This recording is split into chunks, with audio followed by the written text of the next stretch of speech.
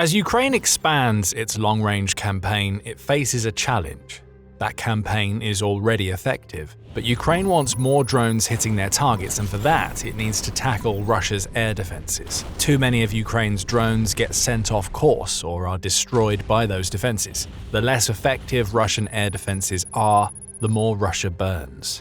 It's a simple concept, and now the UK has provided Ukraine with the solution to its problem. You won't believe what the UK just gave to Ukraine, as a Harry Potter-style weapon designed by the UK is set to become the next big thing in the war. Ukraine wants to send Russia back to the Stone Age, and now it can. Why? The Stone Cloak is coming. On July 26th, The Telegraph reported that the UK's new Prime Minister Andy Burnham has revealed that he is set to sign a new deal with Ukraine's President Volodymyr Zelenskyy. This new deal will be signed during a meeting between the pair at a naval yard, and it's going to be proof that the UK's support of Ukraine in its defense of its territory against Russia remains unwavering, Burnham declares. So there's a new pact waiting to be signed. What's the big deal? The big deal is what Ukraine will be getting. Under this pact, Ukraine will receive specially developed signal jammers that the UK has developed to integrate into a new series of its own weapons. Named Stone Cloak, these jammers will make Ukraine's incoming drones and cruise missiles practically undetectable to Russian air defense systems. Think of it like the Cloak of Invisibility from Harry Potter, only for weapons. That's what the UK has promised to deliver, but it goes much deeper than that. The UK isn't just handing over some Stone Cloaks and calling it a day. Ukraine is receiving a license to produce these ingenious jammers for itself. Stone Cloaks are nothing new for Ukraine. The UK has already provided thousands of the signal jammers to Ukraine. However, even those thousands aren't quite enough. Ukraine's long-range campaign has ramped up massively in 2026, leading to tens of thousands of Ukrainian drones being launched into Russia and the occupied territories. That's what Ukraine needs, tens of thousands of Stone Cloaks to go along with the sheer number of drones that it unleashes. With this new agreement, Ukraine will receive the intellectual rights to the technology so it can mass-produce them, perhaps on a scale that even the UK can't manage. Ahead of Zelenskyy's visit, Burnham explained why he made the decision. Britain stands with Ukraine, shoulder to shoulder, and our support remains unwavering. Russia should be in no doubt of our resolve, and we will not back down until we achieve a long-lasting peace for Ukraine, Burnham said, before adding, Stone Cloak is the best of homegrown British innovation and proven on the front line, and it will be vital to protecting our security in both our countries. This was a message to Putin, that Ukraine's drones and missiles are about to become invisible. And there's nothing he can do about it. As much as the UK wants to prove that it still stands with Ukraine, which itself is a gut shot to Putin as he tries to create division throughout Europe, there is an element of self-interest in this new deal. Ukraine gets to make Stone Cloaks. In return, the UK gets to gather mass deployment data on a jammer that has already proven its worth on the front lines in Ukraine. British Army chiefs say that data will be collected on the performance of Stone Cloak once it's deployed en masse, with that information then being used by the UK as it develops its next generation of missiles and drones. In particular, the UK wants to see how the current version of the jammer works because it intends to build Stone Cloak into Project Breakstop, which is an upcoming low-cost cruise missile. We also imagine that the UK and Ukraine will both use the data collected to make tweaks to Stone Cloak, making it even more effective when stacked up against Russian air defenses. This new deal is big for Ukraine, for several reasons that we'll explain soon. But first, the big question. What is Stone Cloak exactly? Stone Cloak is a new type of signal jammer that can be loaded into drones and missiles. It's designed to help those weapons overcome air defenses. Euractiv has a little more information. These jammers are small, at roughly the size of a tablet computer. They can be fitted directly to a weapon that Ukraine intends to fire, and they work by jamming the signals used by air defense systems that allow those systems to track and target Ukraine's projectiles. From that, we can assume that Stone Cloak affects not just the air defense system itself, but the radar that is attached to the system. Apart from that, we know little beyond speculation. Stone Cloak likely uses radio frequency jamming to make projectiles difficult to detect. With no official datasheets made public, we can only assume that includes the radio frequency bands used by Russian early warning and tracking radars. Ukraine will also need to be able to source critical parts to make its own Stone Cloaks. These include semiconductors, amplifiers, and RF modules, all of which Ukraine seems to be able to source for its other weapons. Presumably, it should have no difficulty getting its hands on these components, though the number of each that it's able to purchase could hamper the number of stone cloaks that Ukraine makes for itself, but that's a future problem. For now, Ukraine will be jubilant that it's gotten its hands on the rights to make a device that could make a massive difference to its war against Russia. But before we go deeper into why that difference is coming, this is a reminder that you are watching The Military Show. If you like what you see from our channel, then remember to subscribe and ring the notification bell so you never miss any of our analysis of the latest weapons used by Ukraine. Let's start with the thing that Stone Cloak is going to counter, Russia's air defenses. Though a lot has been said on this very channel about how badly those defenses are failing, as Ukraine's drone operators have been able to carry out hundreds of strikes against Russian targets in 2026 alone, they are still a problem. And if Russia is to be believed, far more of Ukraine's drones get intercepted than actually make it to where Ukraine wants them to go. For instance, Al Jazeera reports that Russia's defense ministry claimed that air defenses destroyed 571 of Ukraine's drones during a single overnight attack leading into July 24th. Toward the end of 2025, the Royal United Services Institute ran a study that concluded that fewer than 10% of the drones that Ukraine launches reach their targets. Whether that's still the case over half a year later isn't clear, but what really matters here is that Ukraine wants its long-range strikes to be even more effective than they already are. Attacking air defenses directly helps with that, as doing so leads to the creation of safe aerial corridors for drones and missiles. However, Ukraine's goal now is more success. What if Ukraine can launch 600 drones and have 20% of them find their mark, or 30%? That's what the UK's Stone Cloak decision could enable. If Ukraine is able to mass-produce these devices to the point where it can install them on most, if not all, of the projectiles that it fires into Russia and the occupied territories, then it has a serious force multiplier on its hands. Think about what that means for things like the refinery strikes that Ukraine has been carrying out. Those strikes are already effective. On July 25th, Ukraine unleashed another, striking the Tyumen refinery that is 2,000 kilometers away from its borders. The attack caused a fire. That blaze would have been even bigger if more of Ukraine's drones broke through the defenses.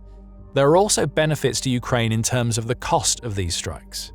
Though drones offer a low-cost way to carry out long-range strikes, sending swarms of UAVs that never reach their targets still means that Ukraine is pouring tens, if not hundreds of thousands of dollars down the drain with each attack. Again, Stone Cloak could change that. The entire calculus of Ukraine's deep strike strategy changes as a result. And as for the impact on Russia, well, that brings us nicely to the second reason why this Stone Cloak licensing agreement is so important. A long-range strategy that is both expanding and working very well already now has the potential to inflict enormous economic and psychological pain on a Russian population that is already feeling the impact of a war that they never thought would come to their doorstep. When Russia invaded Ukraine in early 2022, the prospect of drones and missiles reaching 2,000 kilometers deep into Russian territory wasn't even a consideration. Even when the initial invasion failed and Ukraine started to get its hands on Western missiles, the ranges of those missiles restricted attacks to the border regions of Russia, along with Crimea and the Black Sea. Fast forward to 2026 and the situation is very different. Ukraine isn't just capable of long-range strikes, as we saw in Tyumen, it's unleashing them with a frequency that alarms even the coolest-headed Russians around. In a May report, United 24 Media revealed just how much Ukraine's deep strike campaign has escalated. In August 2024, Ukraine launched a little over 1,000 drones at Russian military targets. In July 2025, the number has risen to 3,000. But in March 2026, Ukraine was up to around 7,000 drones in a single month, which was enough to send Ukraine beyond Russia in terms of the sheer number of projectiles launched into the other side's territory. Russia no longer has a peaceful near rear anywhere that matters. The only locations that are safe from Ukraine's drones are in the Russian Far East, which is so far away from Ukraine that it's practically a non-factor, outside of providing Putin with a region from which he can recruit soldiers. There is a purpose to these strikes beyond the numbers. Ukraine is trying to cripple Russia's economy while offering constant reminders to Putin's people that the war their leader started now impacts them. On the economic front, Ukraine's drones are already having the intended impact. In a July 6th report, The Telegraph revealed that 500,000 Russians went bankrupt in 2025 due to the economic impact of the war, adding that the country now faces an explosive banking crisis. Growth isn't coming anytime soon either. Russia's economy ministry has been forced to adjust its gross domestic product or GDP growth forecasts for 2026 from 1.3% to 0.4%. The same is true for 2027, where the GDP growth forecast is now 1.4% instead of 2.8%. And these are Russia's massaged figures, so you can bet your bottom dollar that the reality in the country is much worse. Ukraine's deep strikes have been a huge cause of these economic problems. They've also contributed to a fuel crisis in Russia, that extends to the majority of the country's regions and has caused particular pain for Crimea's occupiers, who are increasingly being isolated by both middle and long-range strikes. Ukraine has even started striking seemingly civilian businesses, as it has with Wildberries, which is considered the Amazon of Russia. Wildberries isn't as innocent as Russia would have you believe. The e-commerce platform makes drones, components, and even military gear available on its store, striking blows against the company's warehouses, as Ukraine has done several times in July, means that billions of dollars of stock goes up in flames. For entrepreneurs who relied on Wildberries for their businesses, the blows sustained are devastating and deadly. Wildberries has now hidden the military categories on its online portal. That's how terrifyingly effective Ukraine's long-range strikes are. Now, add the Stone Cloak into that mix.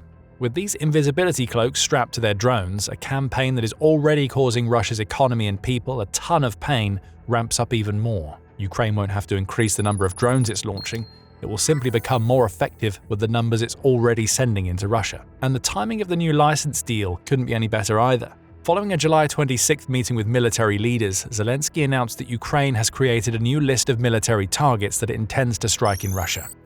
Today, we agreed to continue our operations and updated the list of priority targets, in accordance with their real impact on Russia and its ability to continue and prolong this war, Zelenskyy said, adding, "The main goal is to further pressure Russia into diplomacy by disrupting the production of weapons components, causing oil and other economic losses, and bringing this war back to a familiar ground." The Stone Cloak licensing and production likely won't be set up in time to impact these particular targets, but more will be listed in the future. Ukraine's drones aren't going anywhere. Well, they are. Right into Russia, and with the Stone Cloaks equipped, even more regularly into the hearts of the targets that Ukraine assigns to its drone operators. There's one more reason why Stone Cloak will worry Russia. It is yet another sign that Ukraine is cooperating with its partners well beyond what Putin thought possible. Again, we take you back to what Russia assumed Ukraine would always be in 2022. To Russia, Ukraine was a weak nation. Sure, it managed to fend off the initial special military operation, but after that it was only surviving because Western nations were sending billions of dollars in weapons to Ukraine. Ukraine did of course rely on these weapons massively during the first few years of the war, but a transformation has occurred. In 2022, Ukraine would accept any weapons that were offered, and it was very much cast in the role of aid recipient. That was okay for Putin. As much as he hated the collective West for jumping to Ukraine's aid, he also believed that he could manipulate Western leaders into withdrawing that aid in time. He just had to cast Ukraine as a leech that didn't deserve to survive. The goal was division. In 2026, Ukraine isn't the weakling that Russia wanted to cast it as. Frankly, it never was. But now we see a version of a country that is an active contributor to the European and global defense spaces, rather than a nation that relies solely on others to survive. Think about what the UK licensing Stone Cloak to Ukraine really means. This isn't just the UK allowing Ukraine to build a weapon. It's recognition of the fact that Ukraine's defense sector has grown so much, both in size and complexity, that it can be trusted to build one of the most modern pieces of equipment that the UK's military has developed. What we see here is recognition of Ukraine as a burgeoning defense powerhouse. The Ukrainian defense sector that was valued at $1 billion at the start of the invasion has ballooned to the point where its capacity is above $55 billion. Ukraine isn't just a recipient of aid anymore, it's a contributor, and the UK granting a Stone Cloak license is recognition of the fact that Ukraine has become a valued partner in British defense, just as the UK is a valued partner to Ukraine. We're seeing this kind of thing happen with surprising regularity in 2026. Stone Cloak is just the latest in a growing line of advanced technologies that are being licensed to Ukraine for production. Earlier, the US made the shocking announcement that it was going to license Patriot interceptor missile production to Ukraine, meaning one of the world's most advanced air defense missiles will be built on Ukrainian soil. Defense Express reported on July 23rd that Patriot missiles manufacturer Raytheon is now in active negotiations with Ukraine to get that licensing deal over the line. France also licensed several weapons to Ukraine earlier in July, giving Ukraine permission to produce its own Aster-30 air defense missiles, Assam Hammer bomb kits, and Scalp cruise missiles. What these deals tell us, and the Stone Cloak agreement reinforces, is that Ukraine has become a linchpin in European defense. The UK recognizes that fact. It sees value in having Ukraine build its jammer because Ukraine can test the device like no other nation, and it can build it reliably to the point where Ukraine may well be producing Stone Cloaks for the UK when the war is over. The Atlantic Council has gone as far as to dub Ukraine Europe's shield, and it has a point. If Russia is the enemy that all of Europe knows it needs to counter, Ukraine is creating the blueprint while giving its partners valuable time to prepare. As for Putin, The Cloak deal is as sure a sign as any that he has received so far that his attempts to divide and deter Ukraine's partners aren't working. That's the key point that Burnham made when announcing the new deal. Russia will still try to divide. It has intensified its shadow war behind the scenes in a renewed attempt to stop the flow of support to Ukraine. Sabotage on the territory of partners has been recorded, as have drone incursions, operations close to subsea cables, disinformation campaigns, and weaponized migration. All of this is supposed to intimidate countries like the UK to the point where they stop doing things like granting licenses to Ukraine to produce a device that makes Russia weaker and Ukraine stronger. It isn't working. Ukraine's partners see through it all and know that desperation underpins everything that Putin is doing. The UK's Harry Potter-style weapon is just the latest to come to Ukraine, despite all of Russia's attempts to cajole and intimidate. It won't be the last. And Cloak will join an ever-growing list of weapons that Ukraine is building itself to send Russia back to the Stone Age. One of those weapons is a new addition to the battlefield, and it delivers 1 pound of chaos in a thermobaric grenade that is causing serious problems for Russia's forces. If you want to find out more, well, check out our video where we cover the RGT-45 500-gram pocket thermobaric grenade in detail. And if you enjoyed this video, remember to subscribe to The Military Show and ring the notification bell to ensure that you're among the first to see our reports on Ukraine's newest weapons. And thank you for watching.